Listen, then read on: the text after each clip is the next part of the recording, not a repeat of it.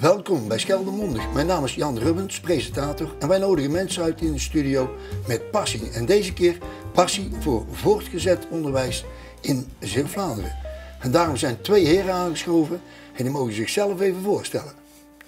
Ja, mijn naam is Pieter Witte, bestuurder VO Zeeuw-Vlaanderen. En VO staat voor voortgezet onderwijs. Inderdaad. Inderdaad. Oké, en naast hem? Johan de Winter, directievoorzitter bij de Rabobank in Zeeuws-Vlaanderen. Nou, hartelijk welkom, want jullie zijn natuurlijk heel druk bezet altijd. Maar dat je toch de gelegenheid zijn om hier plaats te nemen. Extended Classroom. Piet, kun je er iets van vertellen? Ja, een uniek concept in Nederland. Extended betekent letterlijk uitgebreid. Het is een klaslokaal waar je meer kunt dan in een gewoon klaslokaal. En hier betekent het in Zeeuws-Vlaanderen dat je vanaf 1 punt 3 klassen kunt bedienen als leraar. Oké, dat gaan we zo zien. En Johan, wat is jouw betrokkenheid bij de Extended Classroom? Ja, we hebben als Rabobank een stimuleringsfonds. Dus wij doteren een gedeelte van onze winst doteren we in een stimuleringsfonds om de economie in Zeeuws-Vlaanderen te stimuleren. En zo zijn we 4 jaar geleden in contact gekomen met Piet eigenlijk. En, om het initiatief te zien om op meerdere locaties, vanuit 1 locatie een onderwijs te geven. En dat project hebben wij omarmd. En, helemaal goed. Nou, Mirjam Schoonhoven is hier in de studio geweest. En toen ze dus pas benoemd was als rector van het Swing College. En daar hebben we een filmpje van dat ze het Extended Learning al een beetje aankondigt.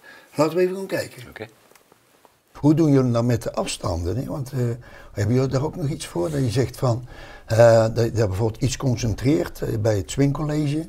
En dat anderen die lessen ook op afstand kunnen volgen? Nou, dat is wel een beetje waar nu onderzoek naar wordt gedaan. Ja. En wat uitgerold gaat worden, het Extended Learning. Waarbij alle scholen een klaslokaal gaan inrichten om ervoor te zorgen dat je op afstand onderwijs kan volgen. Dat moet allemaal nog gaan draaien in een proef, dus zover zijn we niet. Maar die plannen die liggen er wel. Oké.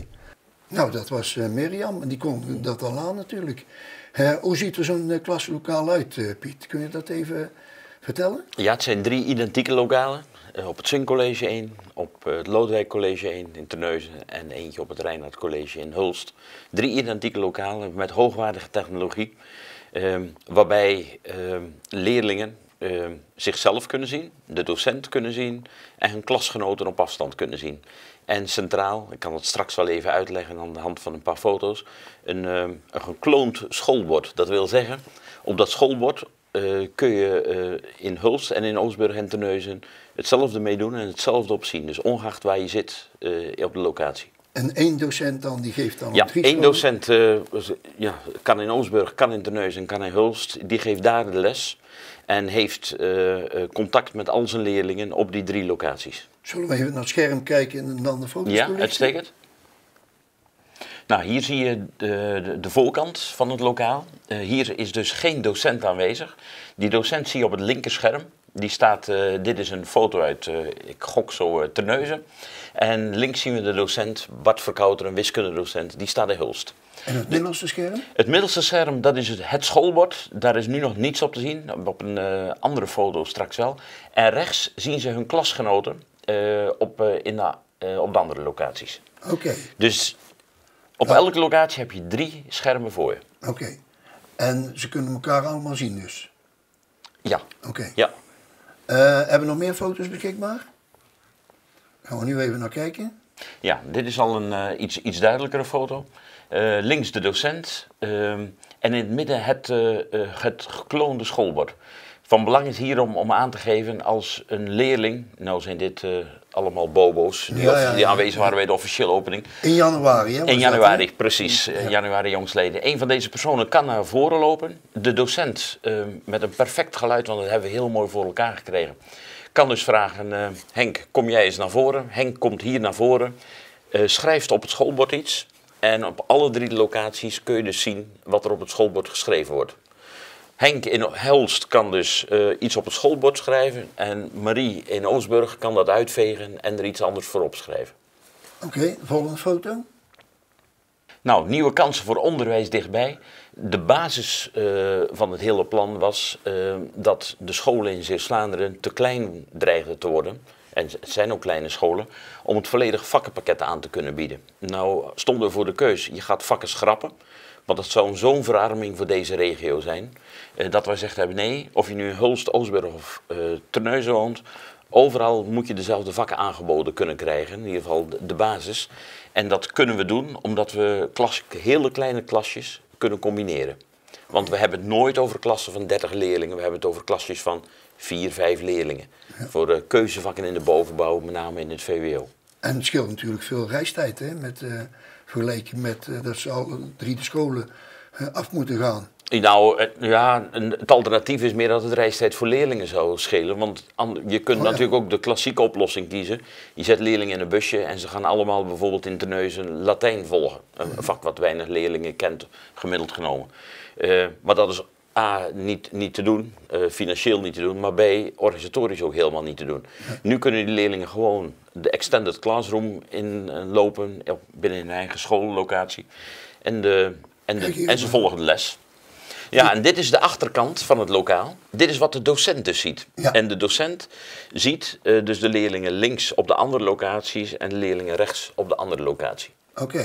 Dus dit ziet de docent en je ziet 2 hoogwaardige camera's centraal daar. Die voor een perfect beeld zorgen. En het geluid zei ik al eerder. Dat is cruciaal. Wat echt ontzettend goed is van de Extended Classroom, daar zijn we echt trots op. Het is in tegenstelling tot heel veel andere projecten landelijk volledig interactief. Dus een docent kan heel de klas toespreken. Hij kan een contact leggen met een individuele leerling. Hij kan aan een leerling vragen, laat je antwoord eens zien. Dat antwoord kan die leerling even uploaden naar de docent. Maar de docent kan het ook op het gekloonde schoolbord laten zien. Okay. Dus je kunt bijna alles op digitale wijze wat je ook in een normale klassensituatie kunt. Zijn er ook nog nadelen aan dit systeem? Dat je zegt van, kijk, de op één na beste oplossing is het natuurlijk. Ja. Want een docent voor de klas, en de leerlingen zien een docent, is natuurlijk jullie droom, maar dat kan niet. In dit geval? Niet persoonlijk, hij ziet hem niet persoonlijk. Nee. Dus, nou, dat is het enige. Het blijft natuurlijk fysiek op afstand. Ja. Dus je kunt bijna alles, maar het hele persoonlijke contact, bijvoorbeeld bij binnenkomst in een lokaal even een informeel kletsje, ja, dat lukt niet. Nee. Maar je kunt elke leerling wel een persoonlijke verbinding mee krijgen. Ja, uiteraard. Dus dat wel. Digitaal. Ja. Ja. Zeg, en hoe zijn de pilotervaringen nog verder dan? Nou, wanneer gaan jullie evalueren? Nou, we zijn in januari gestart. Ja? Nu draaien de eerste pilots en dat is met name om de reacties van de leerlingen te horen. Want uiteindelijk moeten die het ervaren of dit een goed alternatief is. En de eerste reacties waren heel positief, maar goed, nu moet je echt beginnen met pilots. En we draaien verschillende pilots. We doen het met 2 vakken. Klassieke talen, we doen het met aardrijkskunde, dat werkt al veel meer met beelden ook. Oh ja. Maar heel leuk, we zijn ook opgestart met een examentraining voor wiskunde, voor leerlingen die zeggen van nou, ik wil graag nog beter voorbereid het examen in en die kunnen zich als vrijwilliger aanmelden voor de examentraining wiskunde. Ja. Zijn er ook al navolgingen van andere scholen dat je weet? Nee, want dit systeem is uniek. En waar haal je dat vandaan? Hebben we zelf ontworpen en zelf wil zeggen met een paar internationale partners. Okay. Want onderzoek heeft uitgewezen, we zijn al jaren op zoek naar dit systeem en we krijgen steeds te horen bijvoorbeeld op technische universiteiten. Het zou moeten kunnen, maar het is er nog niet. Oh. En de laatste tip die we kregen van een prof was, jullie moeten een professionele partner gaan zoeken die het helpt bouwen met jullie. En een werkgroep van docenten, dus we hebben geen techneuten aan het werk gesteld, we hebben docenten aan het werk gesteld en hen gevraagd, wat moeten jullie kunnen om onderwijs op afstand te kunnen bieden? Die docenten hebben dat beschreven en vervolgens is die internationale partner bij ons aan tafel gekomen en die hebben gezocht wat jullie nodig hebben, dat vereist dit en dit aan techniek. Uiteindelijk is een grote firma in Parijs, zijn we naartoe gegaan en die heeft gezegd, wij denken te kunnen bouwen wat jullie nodig hebben en dat bleek ook zo. En uiteindelijk met die partner en nog wat andere partners is het uiteindelijk ter plekke gebouwd. Ja. Maar we hebben een uniek systeem in minstens Nederland. Zo. Want ik daag steeds iedereen uit, laat maar zien waar in Europa of waar ter wereld ze dit systeem hebben. Zo, leuk. Kijk, videoconferencing is hoogwaardig ontwikkeld en vergaderen ook, maar echt interactief lesgeven. Naar ons weten hebben we iets echt unieks neergezet. Mooi. Nou, gefeliciteerd. Ja, dank. Ja, echt heel leuk. Maar dank vooral Zeeuws-Vlaanderen, denk ik. Ja. Want we bieden hier voor deze regio met zijn unieke vraagstukken een unieke oplossing. Ja. Nou, dankzij de Rabobank. Absoluut. Johan. Absoluut. Ook gefeliciteerd. Dank je. En wat voor stimuleringsfonds, dus een budget.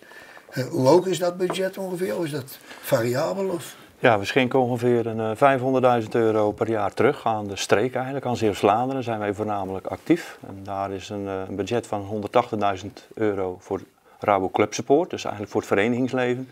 En om de economie te stimuleren, een stimuleringsfonds, vullen we elk jaar aan tot €150.000. En dan hebben we daarnaast nog een projectenfonds. En uit dat projectenfonds hebben wij ook de Extended Classroom ook mede gefinancierd. En, om dat daaruit mogelijk te maken. Oké. En het stimuleringsfonds, kun je dan een paar projecten noemen zo uit hoofdje?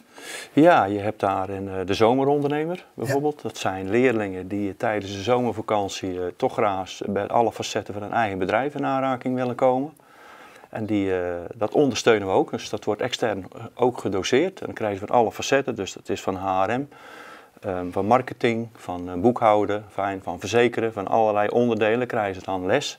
Om zo te kijken of het zelfstandig ondernemerschap iets is voor die leerlingen. Doen ze overigens in hun eigen vrije tijd, dus in de zomervakantie zelf. Dus ze zijn eigenlijk heel gemotiveerd.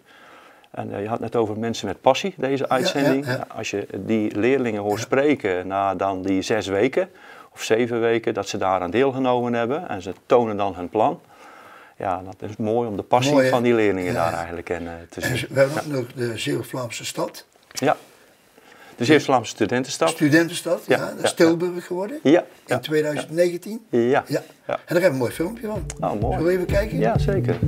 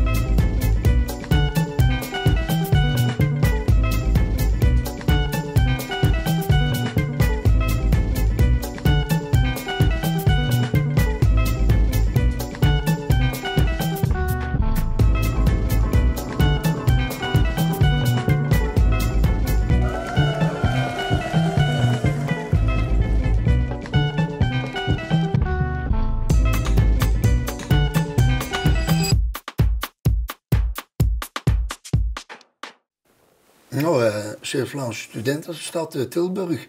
Jammer dat we nog niet zo jong zijn, hè, als studenten. Dat zag er wel heel goed uit eigenlijk. Goed, zijn er nog dingen die we willen noemen voor de MVO, maatschappelijk verantwoord ondernemen? Ja, dus de maatschappelijk verantwoord ondernemerprijs van de meest duurzame bedrijven in Zeeuws-Vlaanderen. Die hebben daar naar mee kunnen dingen. En dat is dan op allerlei facetten. Dat is van energiegebruik, van zonnepanelen. Om te kijken welk bedrijf het meest duurzaam bezig is. En de ketchupfabriek had gewonnen. Die heeft het gewonnen, hè? Ja, en die uitreiking was dan tijdens Contacta. Ja. En ik heb gelijk die mensen uitgenodigd en die zijn hier ook in de studio geweest. Hartstikke mooi. Geweldig, hè? Mooi projecten. Zijn er nog dingen die we moeten noemen, Piet? Nou, wat ik wel heel mooi vind, en daarom is het ook fijn om hier weer samen te kunnen zitten. Dit is een project wat je als onderwijs alleen echt niet had gekund. En het was wel heel fijn om een partner te vinden, in dit geval de Rabobank, die het belang inzag van dit project, qua leefbaarheid voor deze regio. En eigenlijk vanaf het begin af aan een serieuze partner was om te zoeken naar het realiseren van. En het is wel heel mooi dat dat gelukt is. Dus dat is wel heel fijn. Ja. Nou, de studenten zijn er goed mee en de ouders zijn er goed mee. Docenten, noem maar op. Iedereen gelukkig, toch? Goed toch, hè? Ja, we gaan het afsluiten. Ja. Oké. Beste kijkers, dank u wel dat jullie weer gekeken hebben over de Extended Classroom. En ik hoop dat jullie het allemaal doorvertellen wat hier allemaal aan tafel in de studio verteld is. En dank u wel voor jullie komst. Dankjewel. Bedankt. Ja, jullie ook. Dank u wel. Bedankt. Tot ziens. Ja, oké.